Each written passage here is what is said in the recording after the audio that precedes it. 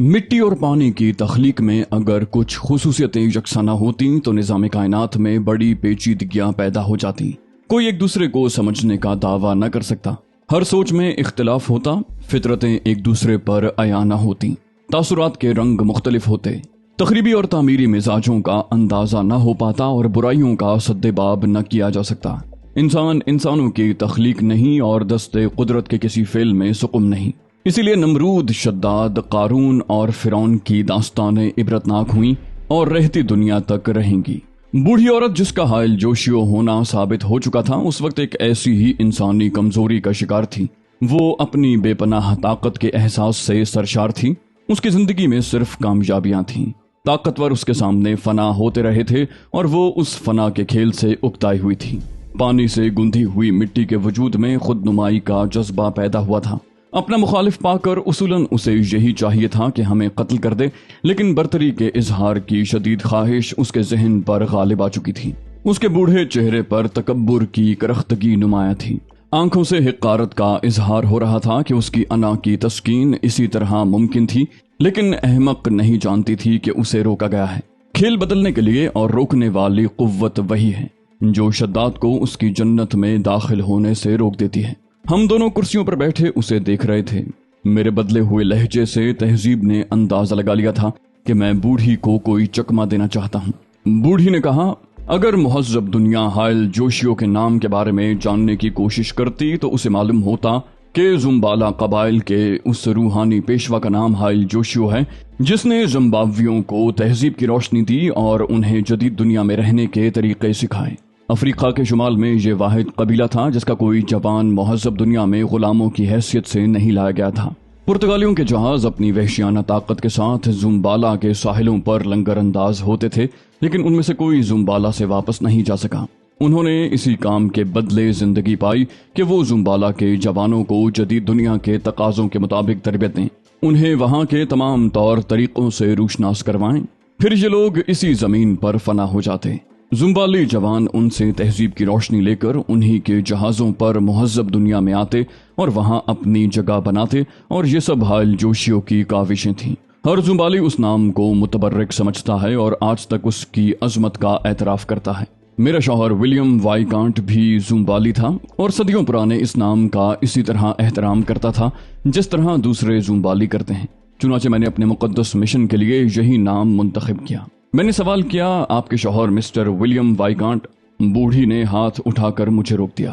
کہا، صرف مجھے بولنے دو ورنہ ماضی سے رشتہ ٹوٹ جائے گا میرا.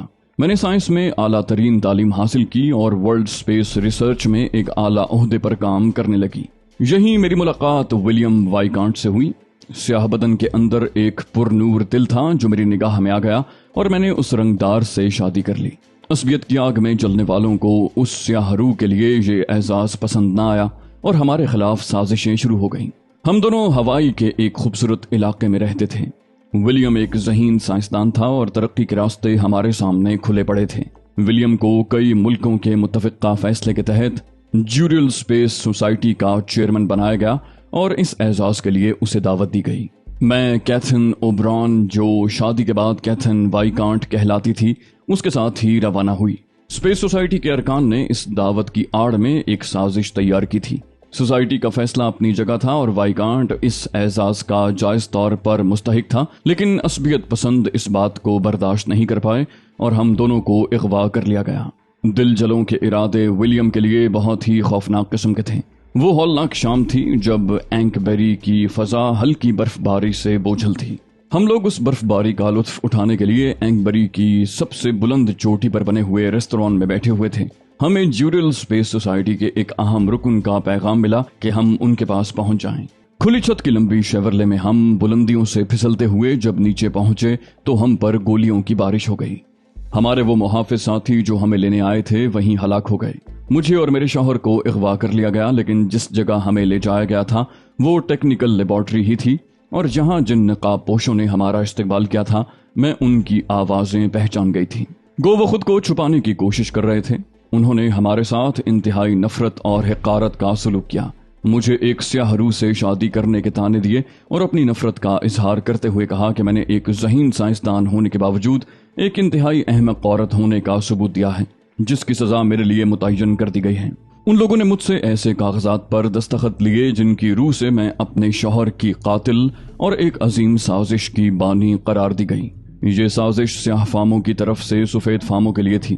کچھ ایسی فضا پیدا کر دی گئی تھی میرے لیے کہ میرے ذہن میں خوف و ہراس کے سوا کچھ باقی نہ رہا، لیکن یہ نہ بتایا گیا تھا کہ اس کے بعد ان کا منصوبہ کیا ہے۔ پھر میری نگاہوں کے سامنے ولیم وائیکانٹ کو تیزاب کے تیلاب میں ڈال کر جلا دیا گیا۔ بس دھواں سا اٹھا تھا اور وائیکانٹ کا بدن ایک لمحے میں خاکستر ہو گیا، یہاں تک کہ اس کی ہڈیاں بھی۔ اور جب تیزاب کے تیلاب کی سطح ساکن ہوئی تو اس میں صرف چند دھبوں کے علاوہ کچھ نہیں تھا جو ولیم وائیکانٹ کی مظلومی کی داستان سنا رہے تھے۔ میری دلخراش چیخیں بند ہو گئی تھیں، اس لیے کہ مجھ میں چیخنے کی سکت نہیں تھی۔ میں نے ہر طرح سے ان لوگوں سے فریاد کی تھی۔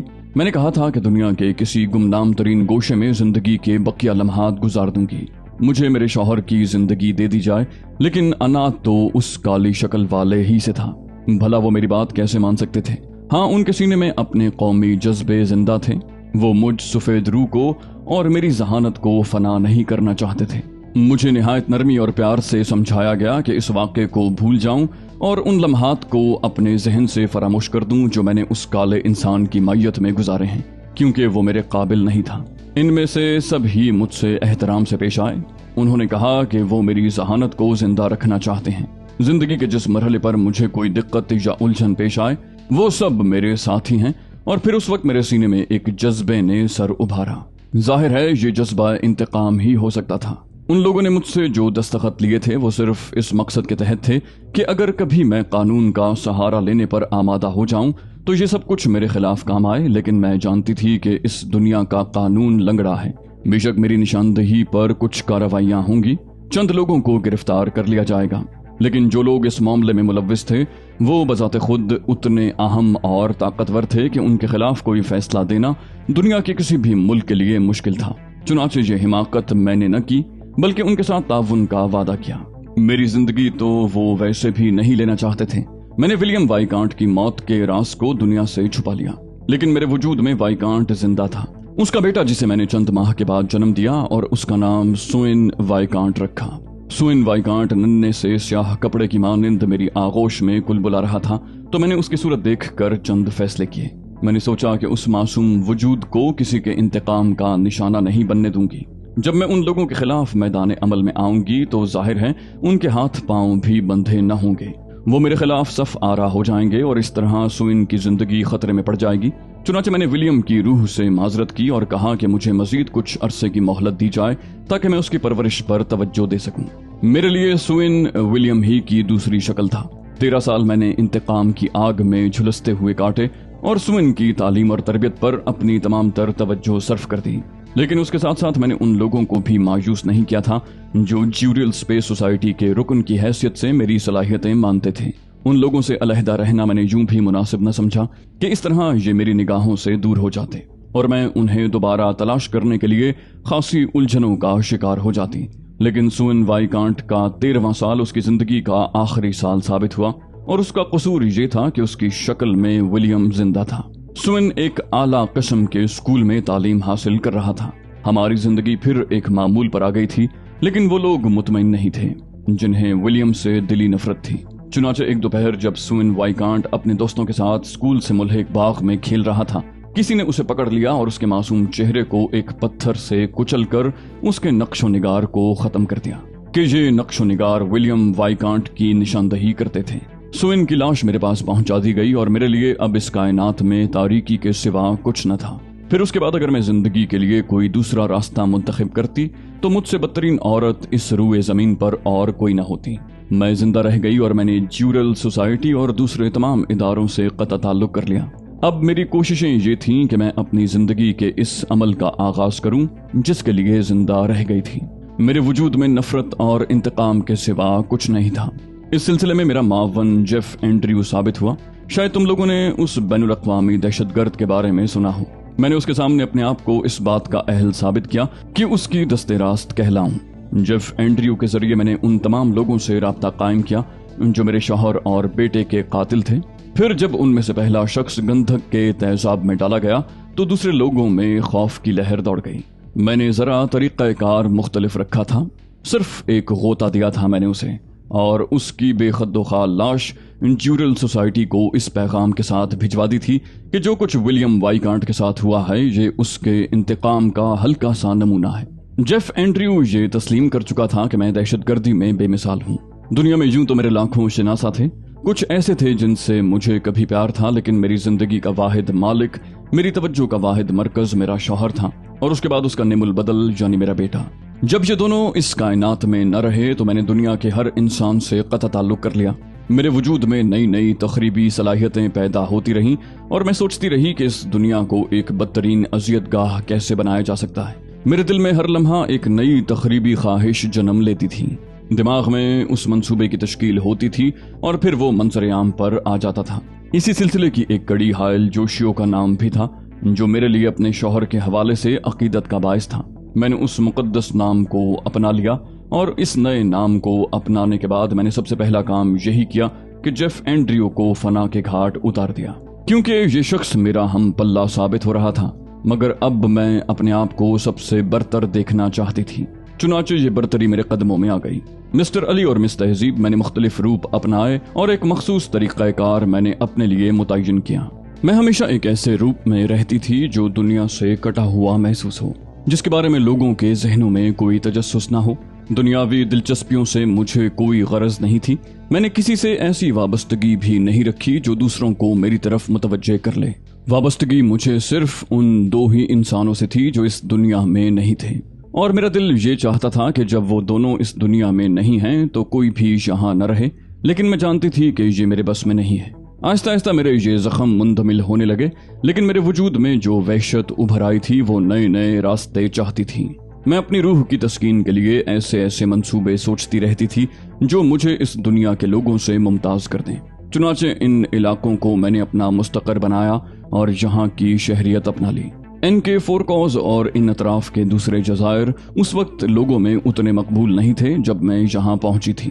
मुझे ये इलाके बहुत पसंद आए और यहाँ मैंने अपनी जिद्दत तराजी से काम लिया।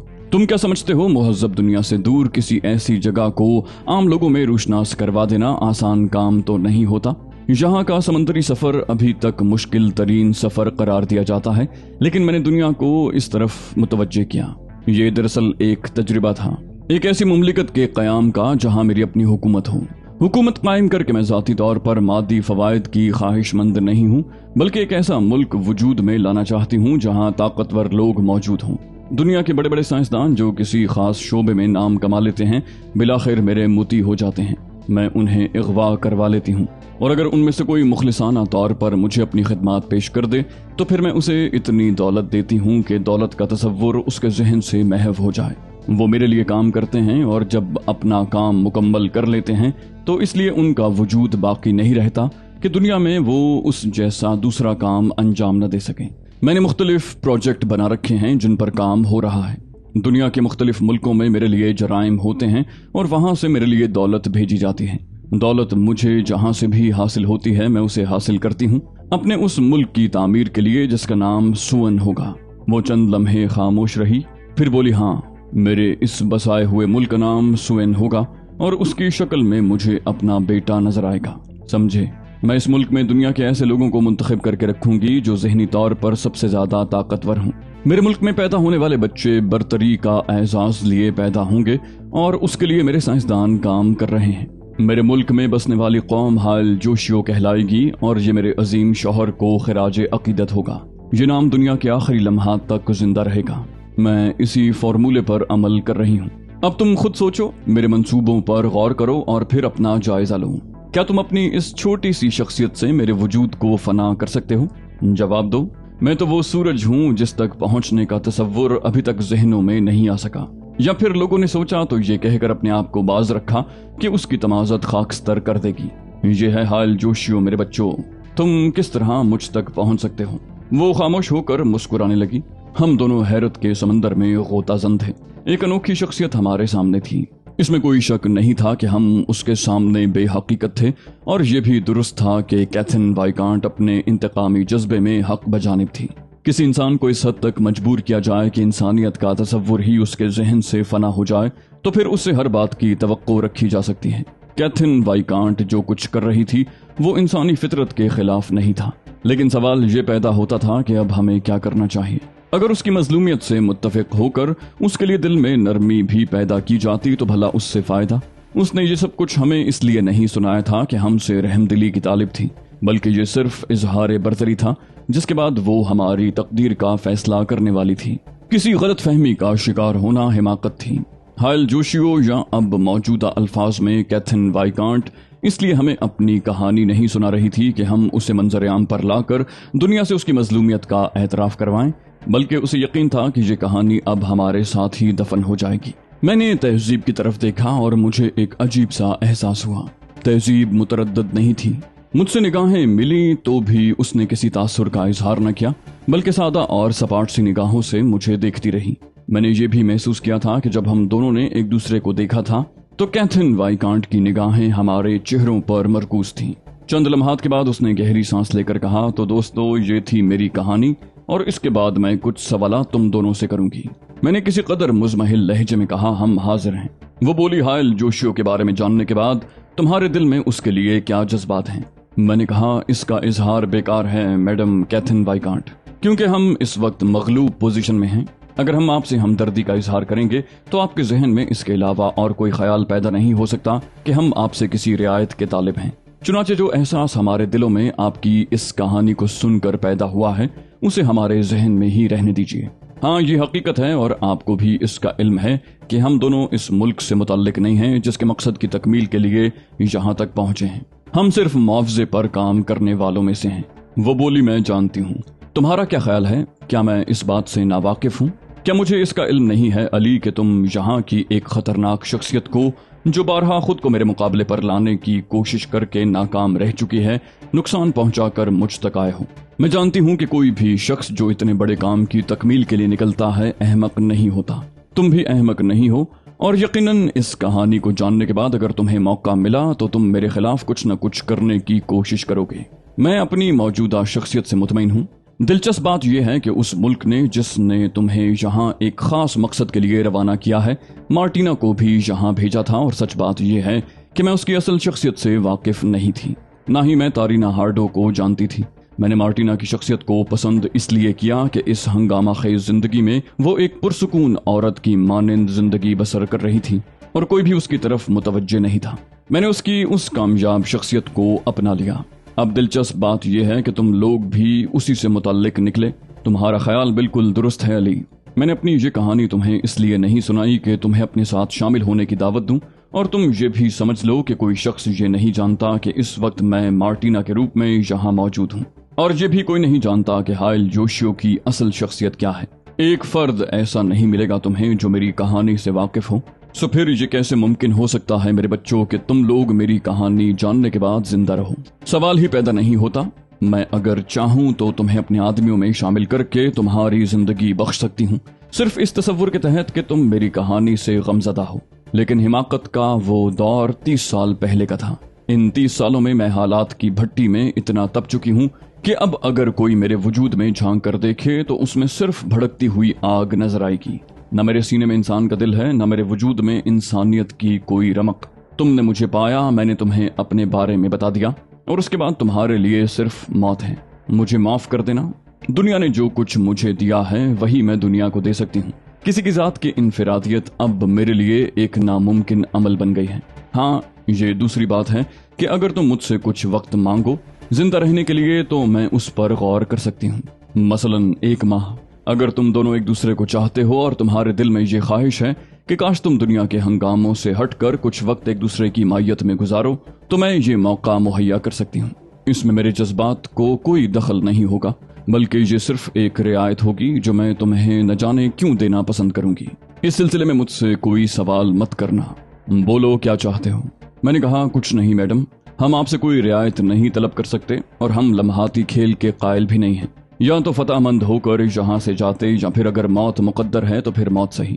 ہاں مس تہذیب، اگر اپنے بارے میں کسی تبدیلی کی خواہاں ہیں تو اس مرحلے پر ہر انسان کو اپنے طور پر فیصلہ کرنے کا حق حاصل ہے۔ میں اب بھی یہی کہتا ہوں کہ آپ کی اس کہانی سے بے پناہ متاثر ہونے کے باوجود अगर मुझे इसका मौका मिल जाता है कि मैं सिर्फ अपना मकसद हल करके यहाँ से वापस चला जाऊं तो मैं आपको कोई नुकसान पहुंचाने से भी दरेग न करता। ये सच्चाई है जिसे मसलहतों के लिबादे में तो छुपाया जा सकता है, लेकिन उसकी हकीकत से इनकार नहीं किया जा सकता। वो बोली, अच्छी बात कही तुमने, मगर मुझे अफसोस है कि अब मैं दुनिया में किसी के साथ रियायत नहीं कर सकती। बेशक वो लम्हात जो मैं तुम्हें देने की ख्वाहां थी किसी भी तौर मेरे हक में बेहतर न होते, लेकिन तुम्हारी इन अच्छाइयों के सिले में मैं तुम्हें ये लम्हात देकर अपने ज़मीर को मुतमईन करने की कोशिश करती कि मैंने इन नामसाइद हालात के बावजूद कुछ किया। चुनाचे मुझे निहायत अफसोस है कि इससे ज्यादा मैं तुम्हारे लिए कुछ नहीं कर सकती।